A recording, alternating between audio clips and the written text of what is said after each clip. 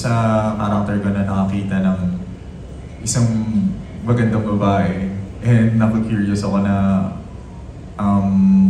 what, ano ba yung ginagawa nito sa buhay, ano ba yung lifestyle nito, ano bang meron siya.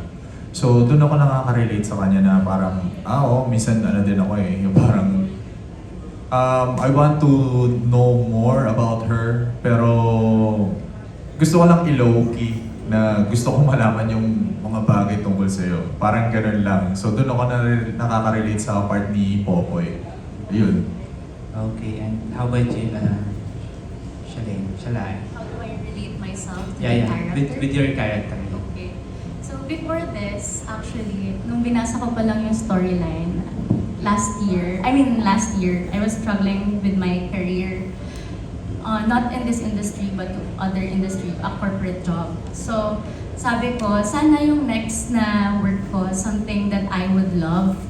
Then, pinasend sa akin tong storyline na to. Sabi ko, ba naman yung dasal ko? Sabi ko, sana, parang ma-explore ko yung sarili ko artistically and yung diversity ng personality ko. Kasi I grew up in different environments. I grew up in Cubao, Parañaque, and Bulacan. So, different versions of myself. So, with Katarina, dun ko na-explore yung different versions of myself. Kasi with every character, napalabas ko yung iba't ibang version ko. Like, with, for example, kay Mark, yung kay Mac Morales, nalabas ko yung soft version of me, which is I find yung Bulacan version of me. And yung Cubao version of me naman, kay Popoy, doon ko siya napalabas. Yung strong, bold, dominant. And then kay Nikki, mas introspective and intellectual. Yun naman yung Cubao, Quezon City version of me. So doon ko nakita si Katarina to my story, how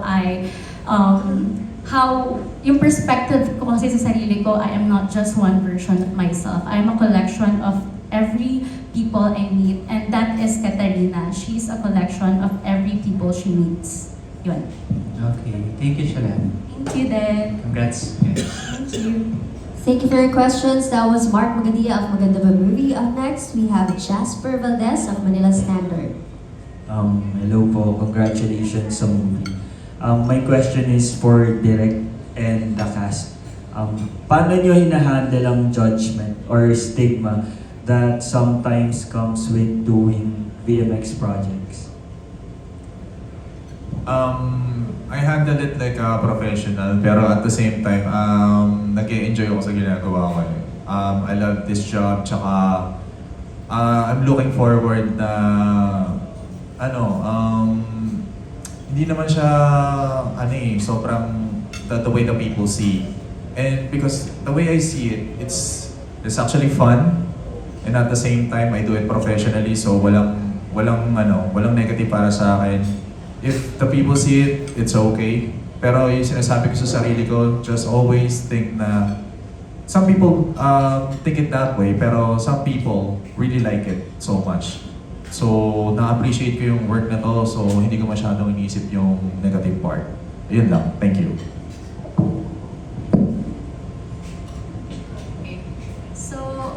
Pwede ba magkwento?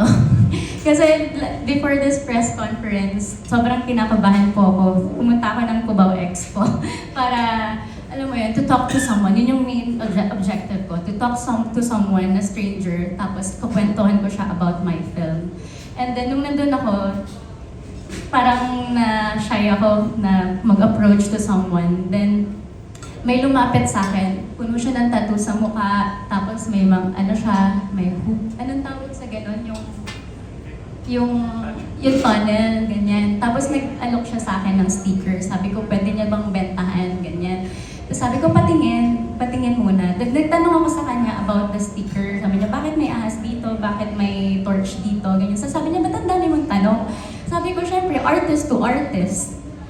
Kailangan kong intindihin kung bakit ko bibilin to before ko bilhin, di ba? Kailangan ko maintindihan kasi 100 pesos yun, tas 3 sticker lang siya. Then, sabi niya, okay, sige, in-explain niya sa akin na for enlightenment yun, na may mga different chakras, ganyan. Tapos tinanong niya, teka, artist ka din? Sabi ko, anong klaseng artist? Sabi ko, Viva Max artist. Sabi niya, talaga? So you do porn? Tapos sabi ko, no, sabi ko hindi. I do provocative storytelling.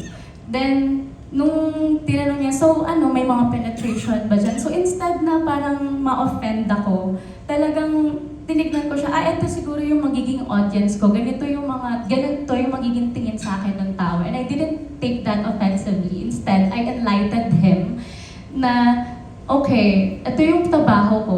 Kinuwento ko sa kanya yung buong story ng Latina. And then sabi ko, okay, after this, do you still think of me as a porn artist or a porn star or an artist? Sabi niya, definitely an artist. Kasi I've been passionate about this film ever since from the start. Storyline pa lang, talagang tinignan ko muna kung kaya ko siyang ganapan. Then, nung first time kong ma-meet si Direk, ano siya, sobrang nonchalant niya na nakaganon lang siya. Tapos sabi ko, ako kasi, kapag may na-meet akong isang tao, nag-aano agad ako, parang inaano ka talaga yung energy na binibigay ko sa tao para same energy yung ibalik nila sa akin.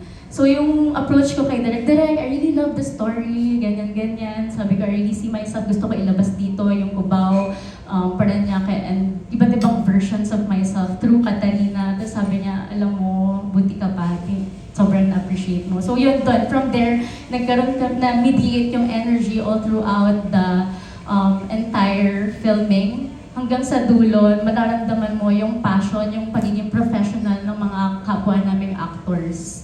So, yun. Yung stereotype, nasa inyo naman yun kung paano nyo siya makikita. But, yun, isa din yun. Parang isa sa mga sinuggest sa akin ni Direk na panoorin is yung Lost in Translation. Isa din sa mga line na nagustuhan ko is yung sinabi ni Bill Murray na as long as you know what you want and you know yourself and you know what you want, nothing can upset you. So kahit anong sabihin ng tao, tingin sa akin is a porn star or whatever, I do provocative storytelling and yun, nakikita ko sarili ko as an artist. So the stereotype doesn't bother me at all as long as I know na ito yung motive ko in my craft. Yun. Thank you. I would just like to say na ever since kasi I'm a cinephile, I've seen a lot of movies and many of my favorite films have elements of sensuality, have erotic elements, basic instinct, Mulholland Drive, and marami sa mga alamat na aktor ay hindi natakot na ilahad yung mga sarili nila. Kasi like andyan sila, like pag tinignan mo, sila Nicole Kidman, nagubad. Sila Halle Berry, nagubad. At hanggang ngayon, nire-respeto natin sila for it.